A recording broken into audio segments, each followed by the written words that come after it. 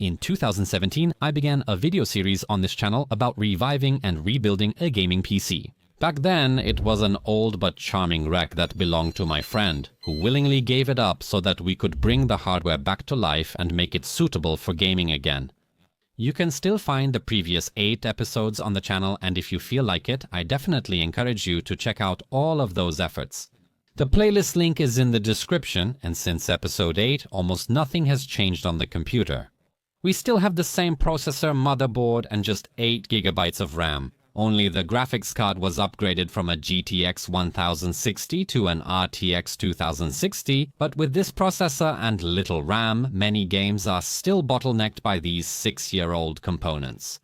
That's why no one should be surprised that the potential of this RTX is a bit wasted here. So what are we doing in this part? We're upgrading.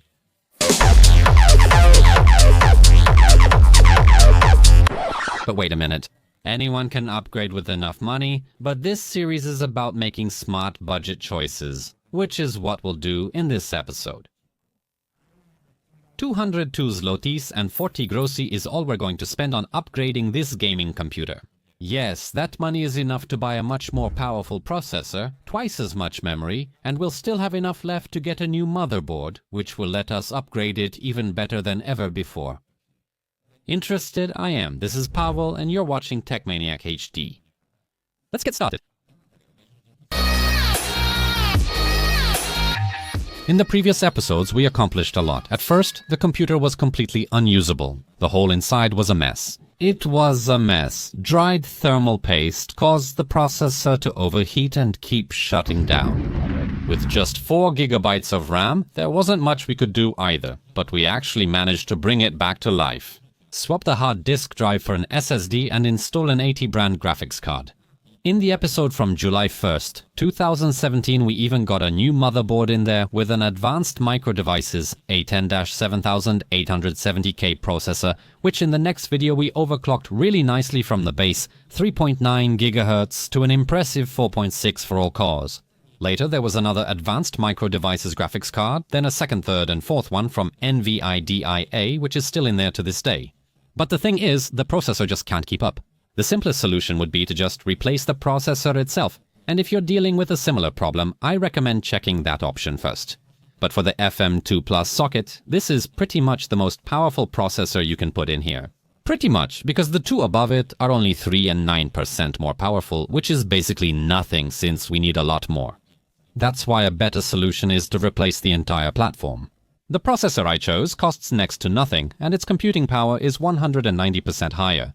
Before we examine it, let's finish discussing RAM, which is already insufficient in this setup. In your case, I would also first recommend the option of adding more memory, if that's even possible. This motherboard only had 2 slots, both already occupied by 2 4 GB sticks, and that was another nail in the coffin. Yes, I know, getting a new motherboard, processor and RAM is a big change. Since the first episode, both the case and power supply have changed, leaving almost nothing from the original. You may call this a new setup, but you know what? No. The soul of this computer still remains the same. You probably know our body cells die daily and are replaced by new ones. Some live longer, others shorter, but it's believed all cells are replaced within 7 years. So what? Does the fact that the components of your organism, your body, have been replaced with new ones mean that you are a completely different person? Probably not. That's why, despite further upgrades, at least in my heart, the soul of this computer is still the same. If you still feel the same sentiment for your own, even older PC, leave a comment. I chose the Intel Xeon 2650 V2 server processor. It delivers a much greater performance boost than the previous advanced Microdevices. It's more efficient at multitasking than the Intel i7-7700K, but weaker compared to the Ryzen 1600. But let's remember that what I chose costs absolutely ridiculously little money, where even the oldest Ryzen will already need a much more expensive motherboard, and also more expensive RAM. I took the easy way and bought the whole set from one seller, paying 46 euros and 1 cent. So that's the mentioned 202 zlotys and 40 groszy. Of course, prices often change, so as always, I'll leave links to all the components and current prices in the description below. But a package like this with shipping to Poland is, as of today, the equivalent of 230 zlotys. Without RAM, the price drops to 202 zlotys and 90 groszy. If you think that such deals are extremely rare, you're mistaken. Just take a look at this. From the same seller, for just 3 zlotys and 63 groszy more, you'll get a new motherboard with a more powerful processor. It's an Intel Xeon 2650, but not the V2, it's the V4. So, instead of 8 cores and 16 threads, this one has 12 cores, which translates to 24 threads. That means it's 39% more efficient in multitasking for just 3 zlotys more. Okay, they don't include any RAM with this great deal anymore. And because this processor requires double data rate, for such a stick costs an additional 90 zlotys. But here I come to your aid, because while you can get super cheap processors and motherboards on AliExpress, RAM is not necessarily that cheap. In the description below this video, besides the links to the set I bought, I'll also leave a link to that more powerful processor with the motherboard, but also to cheaper memory that you can buy in Poland. It's also worth remembering that double data rate, 3 and double data rate, 4 memory don't like to work alone. We lose a lot of bandwidth because of this. It will be especially noticeable in games. That's why we should have at least 2 sticks. And with this type of server processor, even 4, because Xeons support and really like quad channel. And if you're worried that cheap and low-clocked double data rate memory is outdated and will only slow down your computer, then you should know that thanks to quad channel, which means combining 4 such sticks, the bandwidth increases significantly. For example, you can see here that cheap 2400 mega transfers per second in quad channel on a Xeon is more efficient than 3200 in dual channel on a Ryzen. And no, Ryzen's, or even Intel i3, i5, i7, and even i9, meaning processors for regular users, do not support quad channel. But a server Xeon, even one that costs just a few bucks, does. It's worth noting that the motherboard will most likely arrive without the battery that keeps the basic input-output system settings, but it's easy to find and costs just a few bucks. I'll also include the link in the description. The set I bought already had the processor installed in the socket, as well as the RAM. The only thing missing was the central processing unit cooler. It's best to use something old that you already have on hand for this purpose. You could also ask friends, since many suitable coolers are often stored in garages or basements. And it really doesn't have to be anything fancy. Even a new cooler for 25 zlotys from Allegro is more than enough to cool at least this particular Xeon. Of course, it won't hurt if you buy something nice for little money, even from AliExpress. I installed the cooler that I just happened to have on hand. Nothing special, but it's also very cheap and will fit in here visually quite well. The most important thing about cooling is that it needs to be mounted somehow. Unfortunately, X79 or X99 motherboards do not have the proper bracket. You have to get one yourself when buying the other parts, otherwise you'll waste a lot of time. I'll add a link to the correct bracket in the description. Replacing the motherboard is easy. We disconnect the power from the graphics card, unscrew the screws and take it out, remembering about the latch that holds it at the bottom.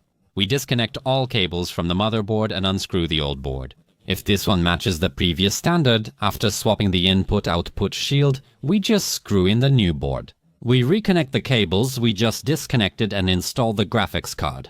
Right from the first startup, you can feel that the computer runs much smoother.